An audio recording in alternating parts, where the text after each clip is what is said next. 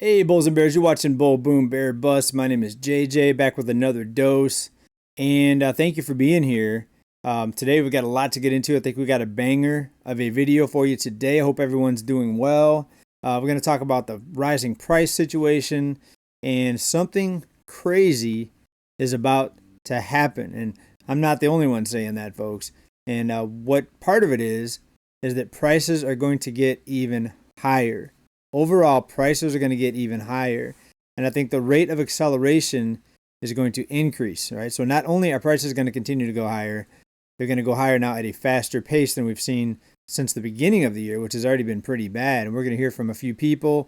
We're going to talk about some latest news. But first of all, those of you living in Florida, you are brave. Have you all seen the video going around with the giant iguana, folks? This is scary. I mean, gators are bad enough. Everything else, the snakes in Florida are bad enough.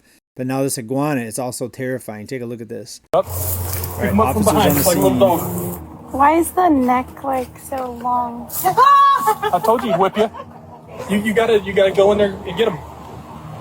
Otherwise, he's gonna whip you again. I know. Heck no. Wild iguana. Oh no, it's off the fence. I just Hey, gotta I'm get gonna it need on you the on other the other side. side. Look at that thing. Oh my Grab him back gosh. behind his neck. No, can I hold the tail? Hold it tight.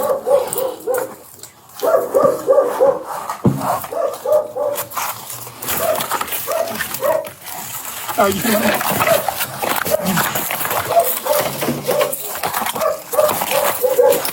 Look at that. That's enough. That's enough.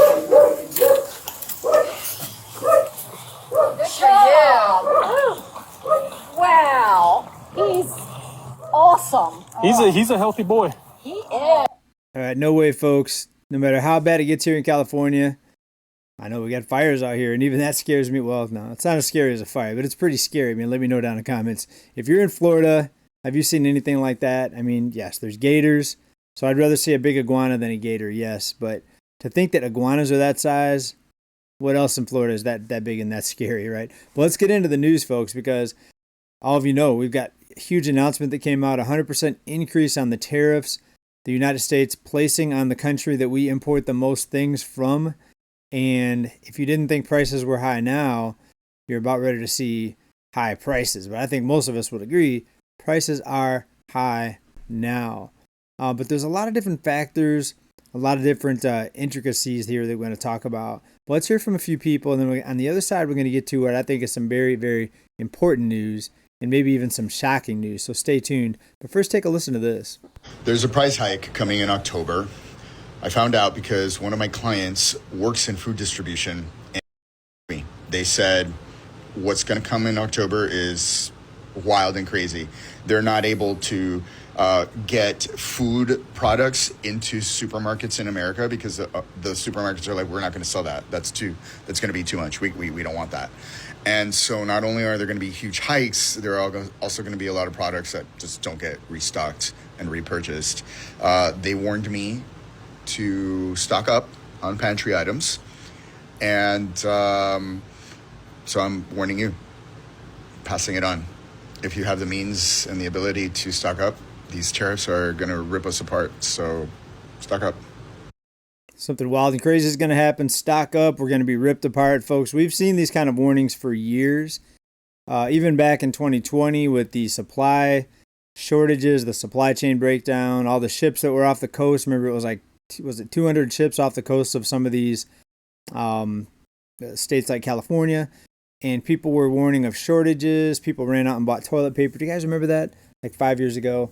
And there wasn't actually the huge shortage that people thought, but we did see something far worse, in my opinion, was the lingering and the constant high prices, the prices that never went back down. And is this the moment where what we've been talking about for the last few years could actually finally hit? The shortages. You heard the guy there. He said he was warned by someone supposedly on the inside that there's going to be huge shortages. Stock up now on extra goods. I'm not telling anyone to do that. I've been doing a little of that for years. I'm definitely not a fully blown prepper. I know people that have moved way out to the country and got their own land, and they want to be completely self-sustainable, and they're total prepper mentality. You know, they're planning on living off the grid and growing their own food. That extreme, folks. I know people like that. I'm not that extreme. I'm still living in sort of a rural, not downtown, but crowded area here in California. I'm not out in the mountains, that's for sure. If you want to go out in the mountains of California, there's plenty of places to do it out here. Plenty of remote places. But even the mountains are pretty crowded out here. It's harder to find accessible land that's not just inundated with houses already when it comes to prepping. So a lot of people move from California and go out of state to do that type of thing. All right. But these warnings are up again because we're going to see unprecedented price hikes. And people are saying it's going to be this month. Right. We're already almost mid-October, so not much of the month is left. Let me know what you all think about this. I mean, is it something to be concerned about? Are you stocking up? Are things about ready to get even wilder and crazier that any of us here have imagined? And here we've talked about many different scenarios, some even far out scenarios where you have massive food shortages, empty shelves, people rioting and fighting over food. I don't think it's going to get that bad, right? Would I be shocked if it happened? No, I wouldn't be shocked. But I don't think it's going to get that bad. But prepare for it, right? Don't worry about it, but prepare for it. Be ready for it in case it does happen. It's better to be prepared and have it not happen, right? But listen to this here.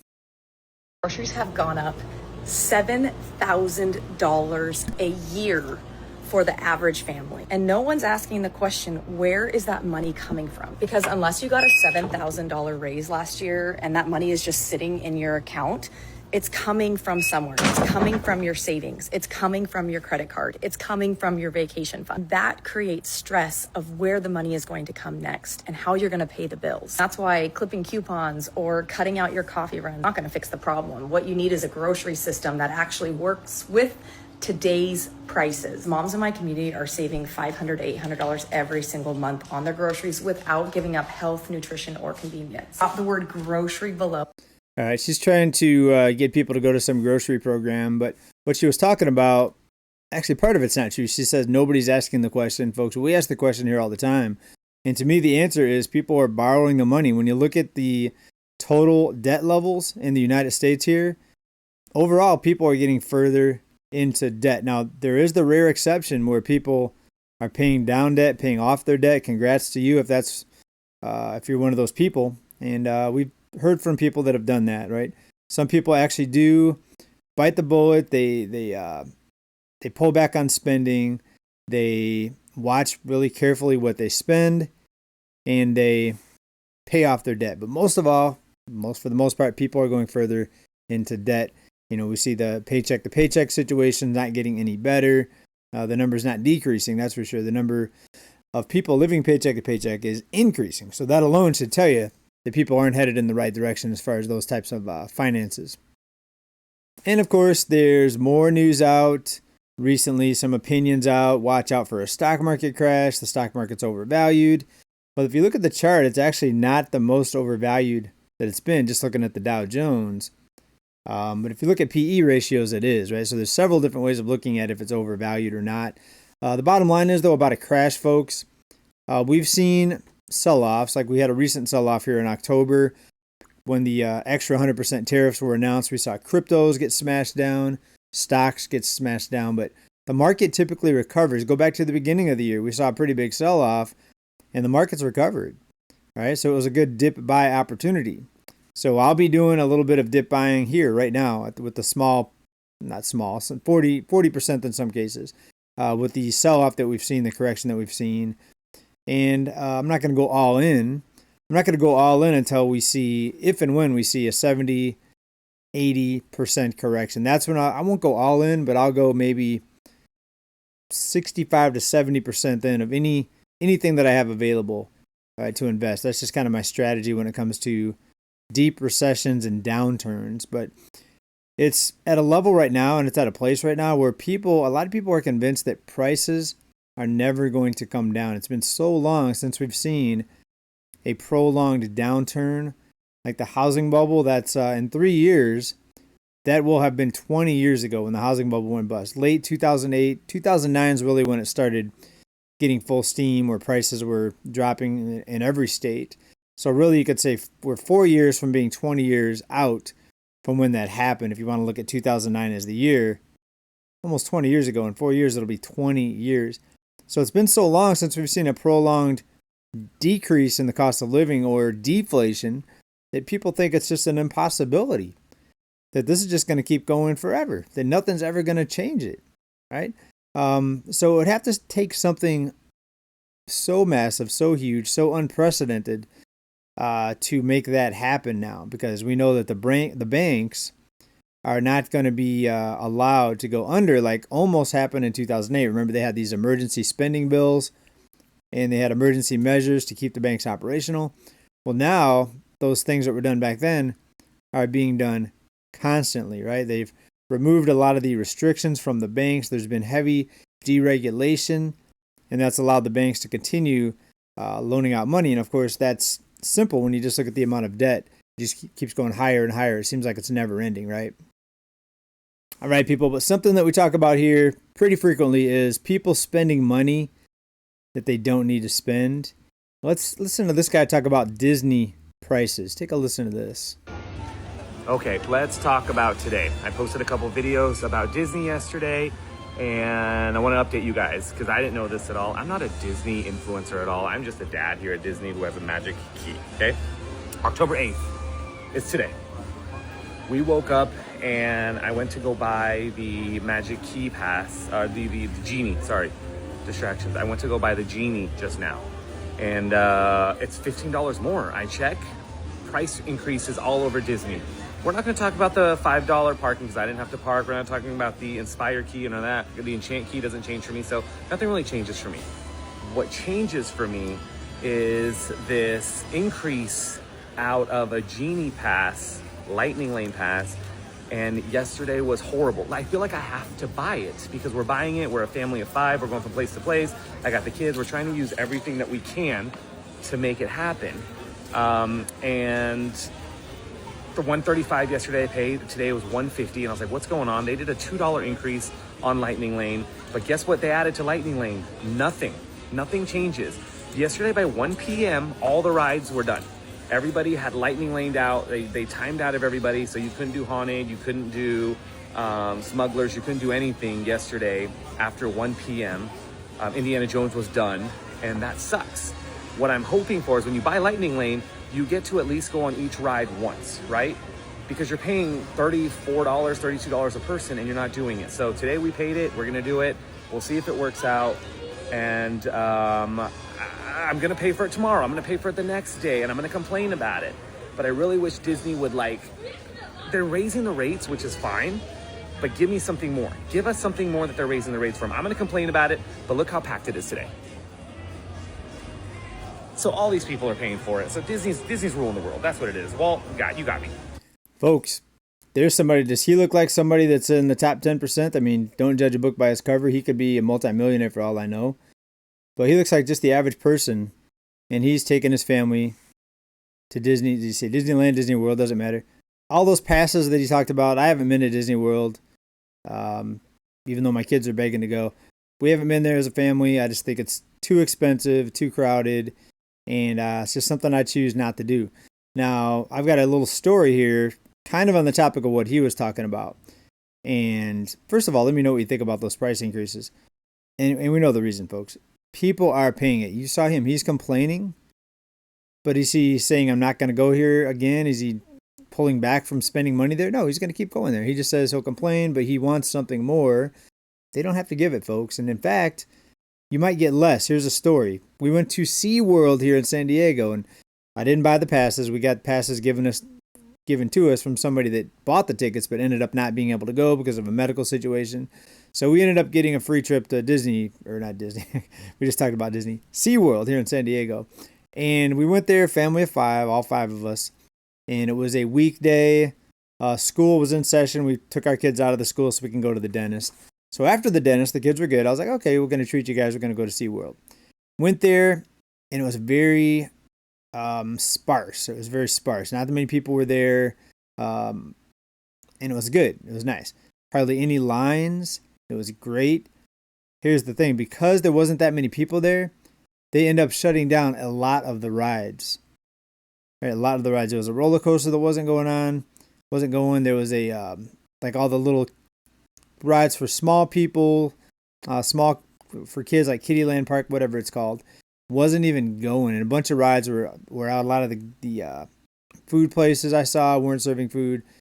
So you go there to avoid the crowds. You go there on a weekday, right? So it's not so crowded, and they end up just shutting things down. I don't know if they told their employees to go home or a bunch of people called in sick. I'm guessing they told people to go home to save money. So you try to strategize and go places where you get more for your money, and they end up shutting stuff down, folks. All right? But people are still paying prices. That's the bottom line. And somebody even said on this video that we just watched, somebody even said, and let me just give you the actual full quote here. They will keep raising prices until people refuse to pay it. They will keep raising prices until people refuse to pay it. If you're going to pay it, if you're going to put it on your credit card and just pay it whatever, maybe you'll complain, all right, and make a video about it, but you're still paying it. So therefore, are you part of the problem? Is that guy part of the problem? The reason why prices are so high? Well, it's not just him. The whole park is still packed. People are still paying it. If people have credit available on their credit cards, they're going to go do what they want to do. People don't care about that at this point. Until it gets to the point where they start seeing their lights get shut off, where they start getting foreclosed, getting evicted, get their car repossessed. And there are some people that are there. Right now, if you look at car repossessions, it's like 5% of all automobile loans, right? So it's still a very small portion of the population. But when it gets to 10, 15, 20%, that's when you start seeing a broader panic. And those people, like when 20% of people start not going to these places and they stop the extra spending, that's when you start seeing prices start to come down, because the businesses, Disneyland and every other business, they need people to show up to keep making profits. And when people finally say enough's enough, when enough people are feeling the financial strain, so to speak, that's when real price changes will happen. Until then, it's going to be higher prices, folks. And now you've got the extra tariffs. You've got companies raising prices. Take a listen to this about Target, the store Target. To be so for real with you guys, so I work at Target, and the price changes I've been seeing have been insane. Literally everything has been going up, and I'm honestly very scared. And beauty's going up a couple dollars, and I know that does not make a difference, but it does, because if everything's going up a couple dollars, we all know everything's expensive as it is. It's just gonna keep getting worse. And I did price change for electronics, and some of that shit was going up $50. I'm gonna literally crash out, and I feel like I've never seen it this bad, if I'm being completely honest. And I've worked at Target for 7 years. I've worked at Target during COVID, and that was a bad time for all of us, and prices were kind of going crazy for like toilet paper, hand sanitizers, but like this is everything, everybody. We need to save our money and not shop, apparently. And with Target and many other retailers not even putting price tags on their clothing, so they can basically fluctuate the price however they like.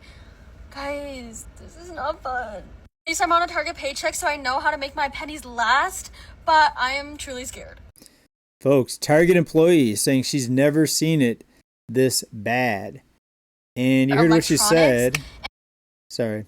You heard what she said about the pricing too. They're purposely not putting prices on items so they can change it from minute to minute, from hour to hour. Dynamic pricing, right? So if they see a big demand for a certain item, oh, we're just going to charge you now, because it's 8 to 9 p.m., whatever, charge you a higher price, folks, when the demand is higher. It's probably closer to midday or afternoon when it's the busiest. Pretty scary, folks. So another warning from it. That's a Target employee right there. Never seen price hikes like this, is what she said. And what else did she say in there? Electronics, some of them up $50. I'd like to see what items, that she was talking about. Percentage-wise, is it a $400 TV that went from $400 to $450?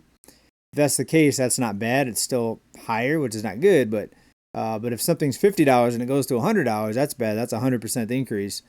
So, what is she talking about? But have you been to Target lately? It's a store that I don't go to that often. Please let me know down in the comments.